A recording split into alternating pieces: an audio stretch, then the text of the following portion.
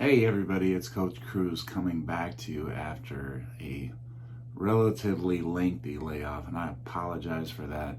The coach part of the Cruz has been very busy coaching. As a matter of fact, to prove as much, I'm going to put a couple links.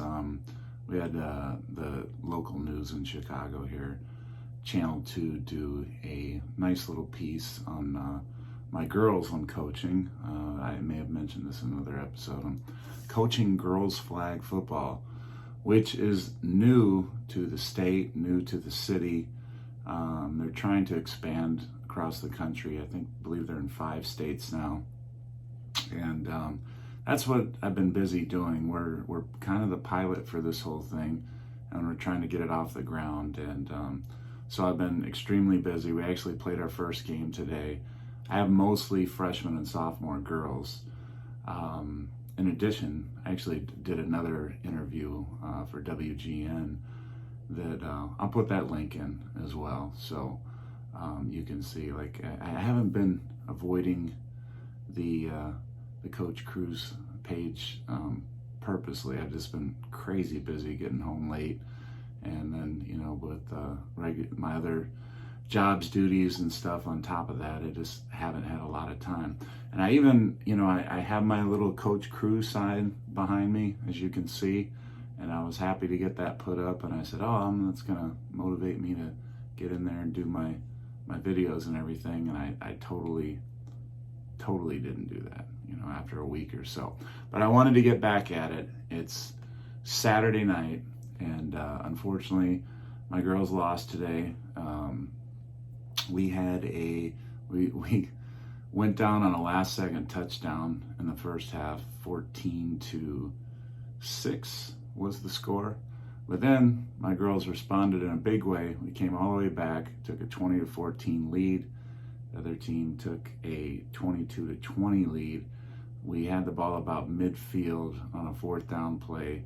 We actually threw a pick 6, and so that's kind of how we ended up losing. But great effort by the girls. It was really fun to see them, out there playing in action, and was really proud of them. So that's that. So let's get to the Cruz stuff, because I know that's why you're here, and let's forget about my coaching duties or whatever. And so a couple things I want to talk about is I had this idea over a week ago when they came out with the 2-day testing. And I've mentioned this before. I'm on the Carnival Pride, December 26th. That's my next cruise. Nita and I are going to go on. And they came out with the 2-day testing. And I'm thinking, wait a minute. We're getting on the ship December 26th. 2 days prior, we have to test. So that's 24th, 25th. Not a lot of places are going to be available on Christmas Eve, Christmas Day, to be able to get a test. Well, about the second I thought about that, a day or two later, I'm on YouTube, as many of you obviously are, and checking out Cruise News and things like that. And again, I always like to credit the people I see this from. And the first group I saw this from was PARODEEJAY. I was thinking, like, what am I going to do with this 2-day test? I was going to come out with a video and say, hey, we have a problem, cruise lines. What about December 26th? How are we going to get around this? And lo and behold, I go do the search through the cruise videos, and PARODEEJAY, they had a video on test kits. And there's one particular test kit, they said, and they showed that you could actually take and was okay, that would get you on the cruise ship. And you could, as a self-test, and you would call in a number or whatever, and supposedly within an hour you could get approved, if you have a negative test, and that would qualify and allow you to board the ship. Since then, just today or yesterday, I saw Tony report that, I think he said it was Quest from LALIDOLOCA, that their Carnival and other sites are starting to get their own affiliations with test groups that you can test with. But he had struggled to get in contact with or be able to take this test. Going back to the self-test that you can purchase on Amazon, I went on Amazon today to look into that, and I don't know about you, but for me personally, I pay a lot of attention to reviews, especially when there's a lot of reviews. If there's like 10 reviews on something, I don't pay too much attention to that. But if there's hundreds and even thousands of reviews, and they're 4 stars plus, or 4.5 stars, or what if they're 3 stars, then that gives you an idea like, okay, something's not quite right about this particular product. And those self-tests, we're getting some really negative reviews, some 1-star, no-star reviews. To be fair, there were some good reviews in there too.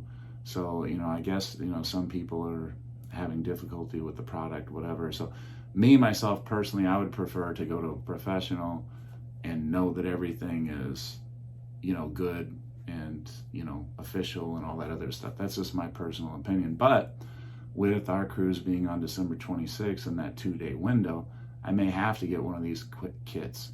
One thing I will say about the cruise lines is they do want to make the procedure as seamless as possible, because if it's easy for you to navigate and get through, then it's more likely you're going to cruise.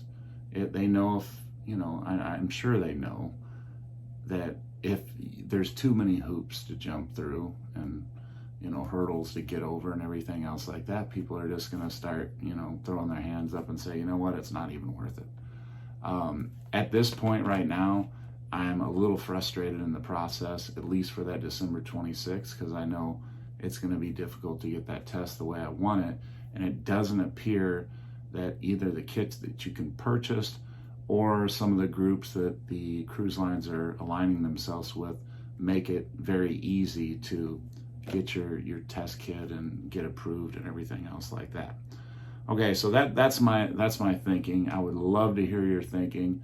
If you've done one of these test kits or whatever, or you've had success going through one of these cruise lines and them, making it easy for you to get approved and, your negative test registered so you can board easily and everything, please let me know in the comments, because you'll be helping me out. Okay, so let's move on to the next thing. Carnival has adjusted their COVID rules, and we knew this was coming. At least we could anticipate this was coming. I said this was going to come, that things were going to get stricter. Way back, when we were talking about the August 7th cruise that I went on, I told you that I believe that as we went further and further along, that it become more and more strict, and there might be more protocols introduced and things like that. Sure enough, here they are.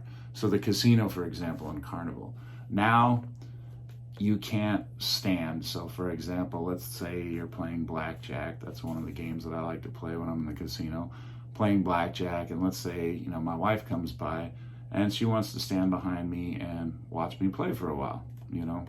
Before, perfectly acceptable, right? Now, because of the new rules, no. She cannot stand behind me. There can't be a group of people standing and watching. They're going to be asked to leave, so there's as few people congregated in an area as possible. And that makes sense, if social distancing and everything, that's going to make sense. One thing I also wanted to ask all of you is, those of you that have been cruising, no matter what cruise line it's on, how strict are they being in regards to the mask? Because I pointed out, and I even shared with you a video when I was on Carnival August 7th, and I was walking around the ship without a mask on. And the one place that I did get stopped while I was on video was actually as I was entering the Lido buffet area. And all throughout the rest of the ship, it was fine. Now, to be fair, at that time, as long as you weren't congregated waiting in line or in, an area, the elevators, they asked you to wear them, but obviously there's nobody in the elevator to make sure that you had them on, things like that. So I wanted to know how strict they're becoming. Are they becoming more strict? For example, on the last Carnival ship, when we were in the main auditorium for Playlist Productions and things like that. Maybe, well before the show even started, you might hear an announcement about please make sure you keep your mask on, things like that. Sometimes when we were in the casino, I'd take a drink and obviously pull my mask down. And honestly, I'd forget to pull the mask back up once I was done with my drink. And, when I went to take the next sip or whatever, I realized, oh, wow, I never even pulled my mask up. And that might be a long period of time in between. And there were some times when nobody ever said anything.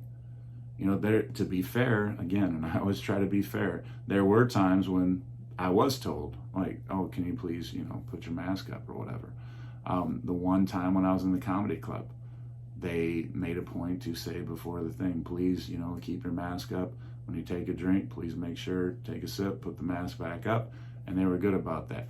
My belief, and you tell me if I'm wrong, those of you that have cruised recently, how is it now? I'm guessing that they're making more announcements and being a little bit more forceful or assertive about telling you to wear a mask in places that they say that you're supposed to wear them.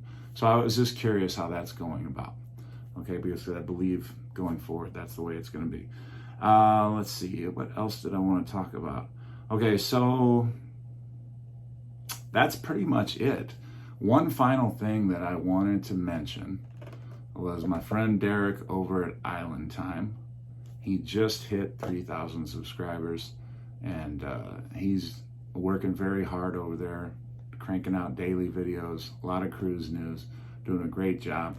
I know you've heard me, recommend that you check him out before, but if you're new to my page and you haven't looked up Island Time and Derek, check him out because he's really, really doing a great job. And if you're hungry for cruise news and more of it, he definitely can satisfy your appetite there in addition to other things. So it was great getting back out here and speaking with you. I do have an idea for another video that I hope I'll get out to you tomorrow. I'll withhold on saying exactly what that is because the last time I had an idea, it was over a week since I got a video out to you. And again, my apologies. It's just been crazy busy, as I know many of you are in that very same boat, and it's all we can do to just get a few minutes here and there. So, but I'm glad to get back out to you. I would love to hear some comments since it's been a little bit, and just thank you, all of you. And if you're not already subscribed, please think about hitting that little button and subscribing, and I'll hope to give you more content that hopefully you enjoy, and welcome to the Cruise team. But until then, we will see you later, and I hope you enjoy Sunday, and football fans out there, hey, NFL opening weekend. I know I'm going to be in front of the TV a good chunk of tomorrow, and I hope you enjoy it as much as I plan to. My team doesn't play until Monday, and here would be another thing. Have sympathy on me because I'm a Raider fan, and I've had to suffer through many, many, many, many, many years of losing. And I just want to make the playoffs this year. That's all I want, is to make the playoffs. And we can even lose in the opening round of the playoffs, just so long as we're not embarrassed. That's my hope for this year. Okay, so again, have sympathy for me. One way you could show that sympathy, again, for those of you not subscribed, hit that subscribe button. Feel sorry for the Raider fan, and maybe even hit the like button while you're at it. But again, great seeing, well, I'm not seeing you, you're seeing me, but if you're viewing this, it's going to be great to see that you viewed it, and I thank you for the support. Have a great weekend.